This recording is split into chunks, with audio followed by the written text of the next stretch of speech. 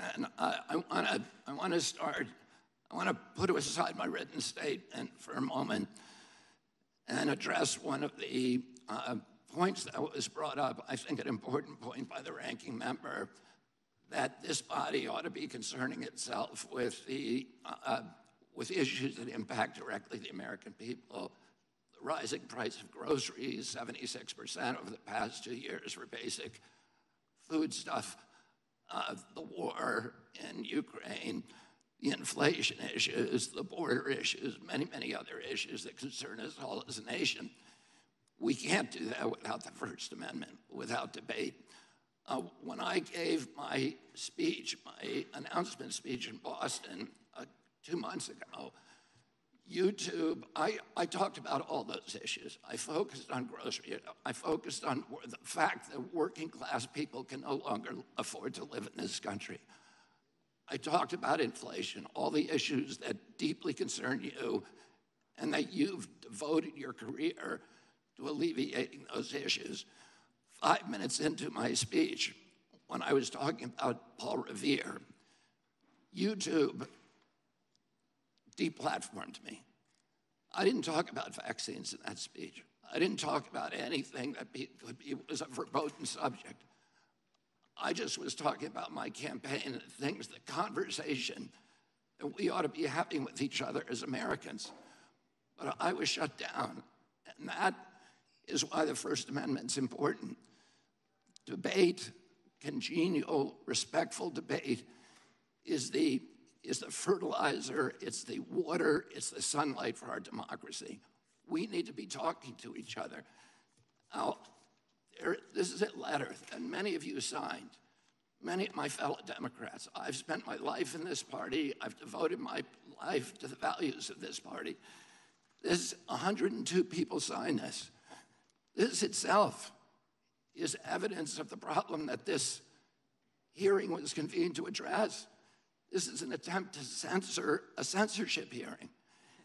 The charges in this, and by the way, censorship is antithetical to our party. It was appalling to my father, to my uncle, to FDR, to Harry Truman, to Thomas Jefferson, as the chairman referred to. It is the basis for democracy. It sets us apart from all of the previous forms of government. We need to be able to talk, and the First Amendment was not written for easy speech. It was written for the speech that nobody likes you for. And I was censored not just by the Democratic administration, I was censored by the Trump administration. I was the first person censored by as the chairman pointed out, by the Biden administration 2 days after it came into office. It ordered a truthful, and by the way, they had to invent a new word called malinformation to censor people like me.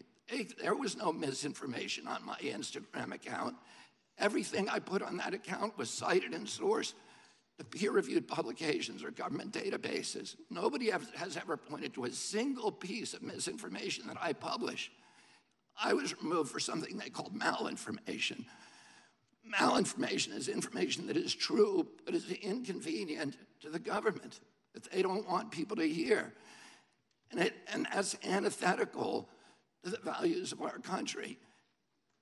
After I announced my presidency, it became more difficult for people to censor me outright. So now I'm subject to this new form of censorship, which is called targeted propaganda, where people apply pejoratives like anti-vax. I've never been anti-vaccine, but everybody in this room probably believes that I have been, because that's the prevailing narrative. Anti-Semitism, racism, these are the most appalling, disgusting pejoratives, and they're applied to me to silence me, because people don't want me to have that conversation about the war, about groceries, about inflation, about the war on the middle class in this country that we need to be having. And by the way, I want to say this while I'm on the record, that in my entire life, and why I'm under oath, in my entire life, I have never uttered a phrase that was either racist or anti-Semitic. I have spent my life fighting my professional career, fighting for Israel, for the protection of Israel. I have a better record on Israel than anybody in this chamber today. I'm the only person who has publicly objected to the $2 billion payout that the Biden administration is now making to Iran, which is a genocidal program. I'm the only one who's objected to that. I fought more ferociously for Israel than anybody. But I am being censored here through this target, through smears, through misinterpretations of what I've said, through lies, through association, which is a tactic that we all thought we had been discredited and dispensed with after the Army McCarthy hearings in the 1950s. But those same weapons are now being deployed against me to silence me. I know many of the people who wrote this letter. I don't believe there's a single person who signed this letter who believes I'm anti-Semitic. I do not believe that. There is no evidence of that. Now, I want to say something I think that's more important, and it goes directly to what you talked about, ranking member, which is the need, this toxic polarization that is destroying our country today. And how do we deal with that? This kind of division is more dangerous for our country than any time since the American Civil War. And how do we deal with that? How are we going to, every Democrat on this committee believes that we need to end that polarization. Do you think you can do that by censoring people?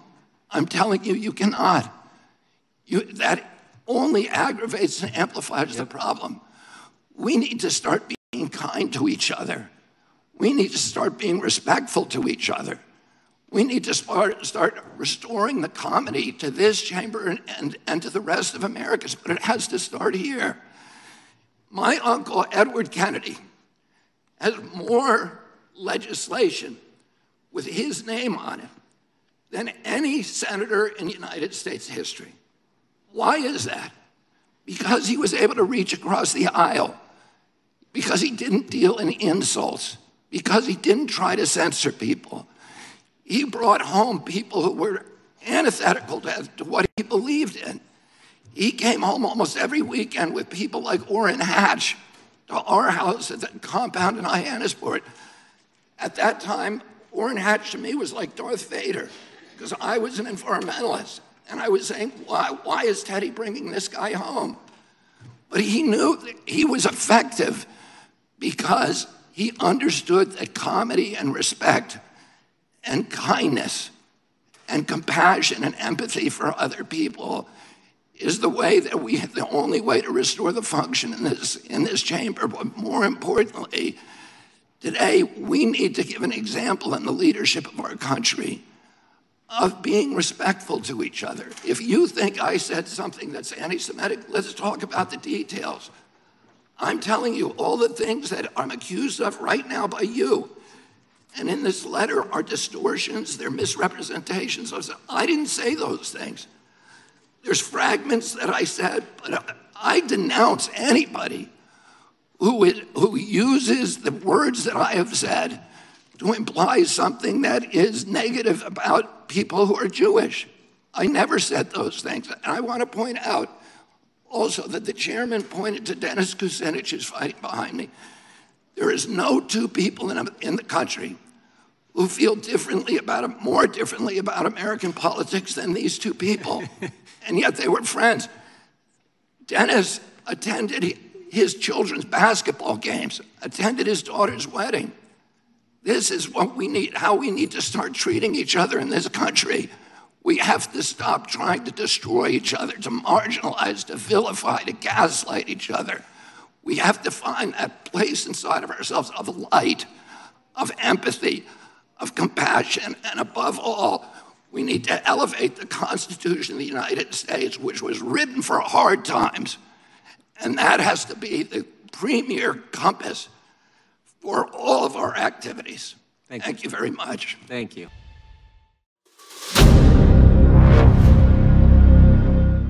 I'm looking for partners, collaborators, colleagues who want to join forces with me around the globe and create real value, generational wealth, and financial freedom for everyone else around the world. Get involved in the cryptocurrency markets, get involved in the NFT markets. This is your moment. Life all comes down to a few moments. Don't let this pass. Now it's not too late. Next year's going to be too late. Ultimately, this is about freedom. That's the way I see it. This is about giving power back to the people and enabling billions of people worldwide to use the financial markets to improve their lives and those of their friends and their families and their communities.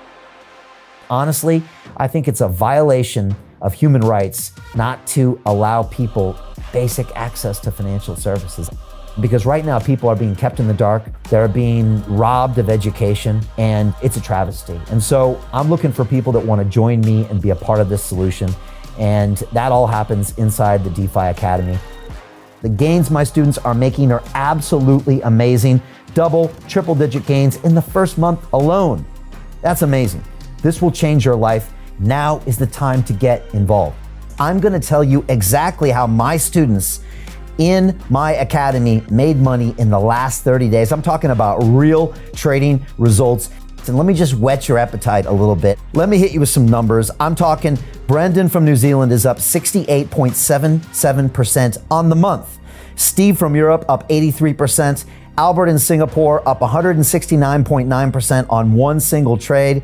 I got Susan up 153% on her call options alone, also rocking 139% returns and 442% returns as well on individual trades. These are people that are changing their financial future in the last 30 days, but it's based on trading discipline. I've graduated over 500 students from inside my academy from over 54 countries around the world. It's amazing. When it comes to crypto, DeFi, and blockchain, we love this space. We truly believe it's the future. This is down to our core. It's authentic to what we're doing, and everybody can tell through the camera because you can't make this stuff up. If you're watching me now, wherever you are, I implore you, take 60 seconds right now and join my academy. Apply today. Now you've got a chance. Life all comes down to a few moments. What are you going to do? What's the choice that you're going to make?